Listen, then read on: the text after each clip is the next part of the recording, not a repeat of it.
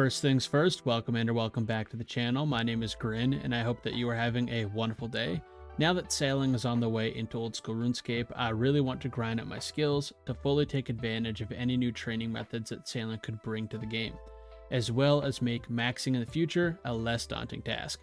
Starting with a total level of 2054, I aim to get all of my skills to a base level of 92. That means I have 101 levels to gain in this series and an ending goal of total level 2155. With that said, it's time to grind, and I hope you enjoy the video. Before the grind really gets started, there is one more thing that I need to cover, and that is the fact that in all of my old school RuneScape videos on YouTube, if I get a pet from any activity I am doing, whether it be skilling or bossing, I will be giving away 25 million gold. And the only way to win that gold is to like the channel or like the video, subscribe to the channel, and leave a comment with your RSN in it. So now that that is done, let's actually get into the grind.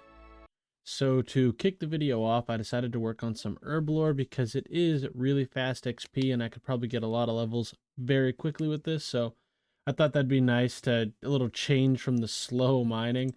So I've been making stamina potions for doses, but I ran out of amylase crystals and I just do not have enough capital right now. Like just normal, I have more GP than I thought I did. I don't know where it came from. Either way, I did not have enough amylase crystals to make all of these super energies into the stamina. So I'm going to sell off all these staminas I have made and get more GP, buy more crystals, make some more potions, and rinse and repeat the process until I get a bunch of herb lore levels. First level of the video coming on in, it is herb lore, got level 86. Going to keep making stamina potions for now, and that is the plan. So I think the overall plan for the episode is to maybe get 92 herb lore. It's going to be a stretch. I don't know if I will have enough GP to do it. Going to try, going to keep buying potions and selling them.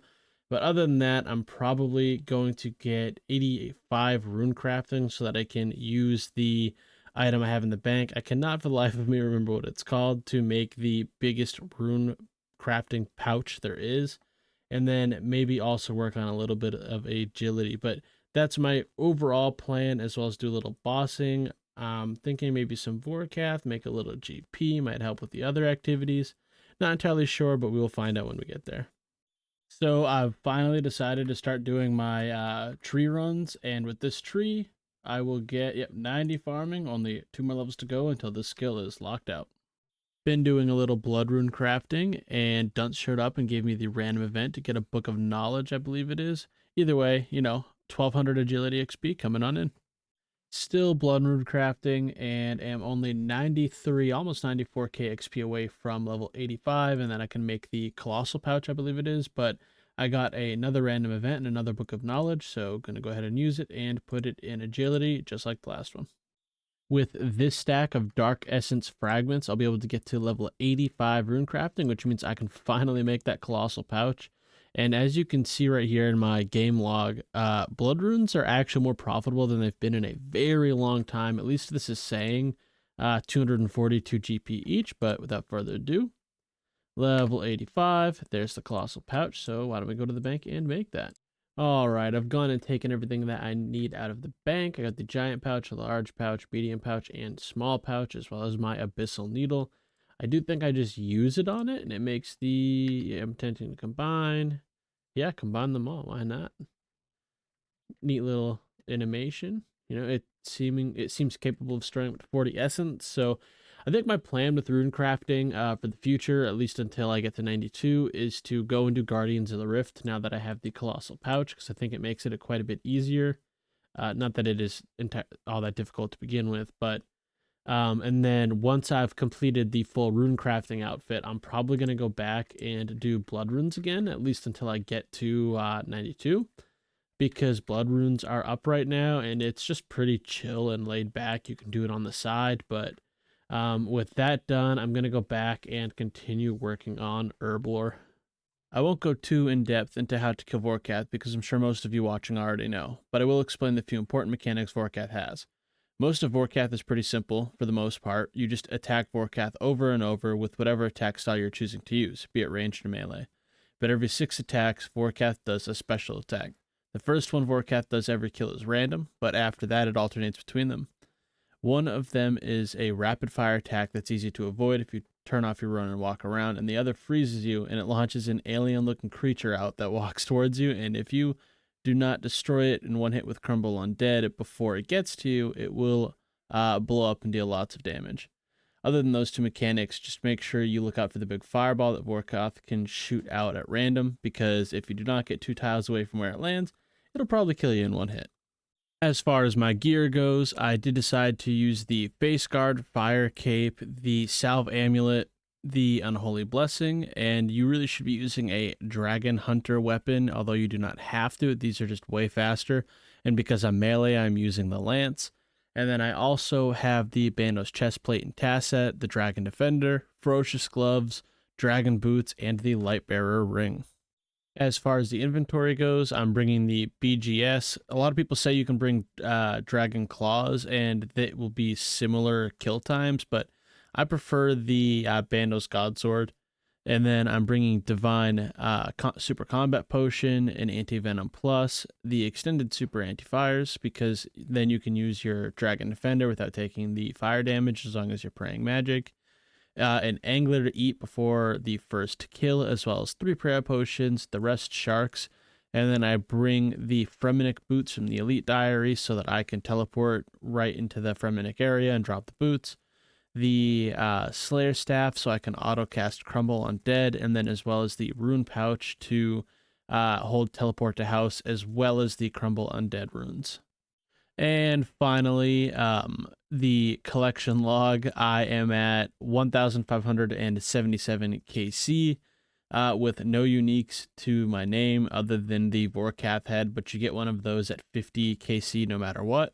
So really anything from this log would be nice, but truthfully everything on the log is so rare that the odds of me getting any of it are fairly slim and really doesn't make up much of the overall profit anyways, because you're really going to Vorkath for the very high, consistent loot drops that it gives you. Every kill is, usually 115k, 120k, so that's why you go to Vorkath. Level 87 Herblore. I was doing Stamina Potion 4 doses, but I realized for like every 1,000 I do, which I believe is like 100k XP. I could be wrong, but for every 1,000 Stamina Potions 4 I make, I was losing 1 mil, and I think that would mean if I got all the way to level 92, I would have lost 20 mil at least just doing Stamina Potion 4 doses. So I started doing Stamina Potion 3s because you do lose less money, which is nice. But it is like 70-ish, 80k-ish, like less XP an hour. I think it's like 70k less XP an hour, which isn't too bad because you still get around 200k XP an hour, which is really nice because before this I was doing that 1 rune crafting level, and then in the previous video I did all the way to 92 mining, which is so slow. So getting 200k XP an hour feels great, so I'm just going to keep on chugging along with Herblore.